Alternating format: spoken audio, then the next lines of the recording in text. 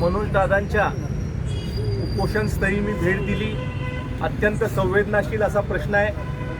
आपल्या कृष्णा पुलावरून सातत्यानं काही घटना घडतात आहे आणि त्याच्यामध्ये जीवितहानी होण्याची शक्यता खूप मोठ्या प्रमाणावर असते। आपल्याला सगळ्यांनाच माहिती आहे की विद्यानगर परिसरामध्ये मोठ्या प्रमाणावर कॉलेजेस आहेत आणि त्यामुळं तालुक्यामधले आणि जिल्ह्यामधले असंख्य लोक, असंख्य मुलं मुली शिक्षण घेण्यासाठी तिथं जात असतात। त्याच्यामध्ये अनेक घटना अशा घडल्या की लोकांनी स्वतःचे प्राण संपवण्यासाठी पुलावरनं उडी मारायचा प्रयत्न केला।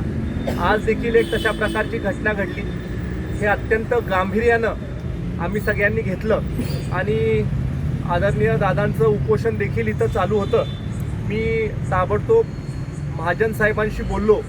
खरं तर कालपासून याचा फॉलोअप साहेब चालू आहे आणि त्यामुळे महाजन साहेबांशी बोललो। महाजन साहेब प्रपोजल घेऊन मंत्रालयात आज गेले। आज प्रपोजल सबमिट झालेलं आहे। 40 लाखांवर काही रक्कम आहे, त्याचं प्रपोजल सबमिट झालेलं आहे आणि त्याच्याबरोबर त्यांचे सिनियर आहे संतोष शेलार साहेब, त्यांच्याशी मी बोललो।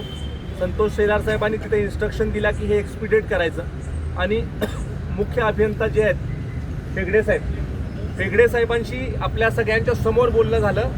त्यांनी ओरल इन्स्ट्रक्शन दिलं आहे की काम चालू करून टाका आणि ताबडतोब पुढच्या 4 ते 6 दिवसामध्ये टेंडरसुद्धा फ्लॅश होणार आहे, कारण काम मोठं आहे आणि त्यामुळं टेंडरसुद्धा फ्लॅश ह्या आठवड्यातच शक्यतो करायचा प्रयत्न आहे। ओरल इन्स्ट्रक्शन कामकाज चालू करायचं आपण दिलेलं आहे। शेवटी जीवितहानी होऊ नये हाच आपला सातत्यानं प्रयत्न राहतो आणि समाजातले असे जे काही समाजसेवक असतील, असे आपल्यासारखे जे मंडळी असतील, या सगळ्या मंडळींचं संरक्षण करणं किंवा त्या लोकांनी ज्या मागण्या केल्यात त्या मागण्या पूर्ण करणं हे लोकप्रतिनिधींचं कर्तव्य आहे आणि आम्ही आदरणीय गडकरी साहेबांपासून पूर्ण खाली जिथं फाईल आहे तिथपर्यंत आम्ही फॉलोअप केला आहे। त्यामुळे कॉन्क्रीट आपल्याला सांगतो की हे काम तुमचं मार्गी लागलेलं आहे आणि जे मुख्य फेगडे साहेब आहेत त्यांनी मोबाईलवर डायरेक्ट आपल्यासमोर सांगितलेलं आहे की आम्ही इन्स्ट्रक्शन दिलेलं आहे की काम चालू करा। त्यामुळं हा प्रश्न निकाली निघालेला आहे, मार्गी लागलेला आहे। लवकरच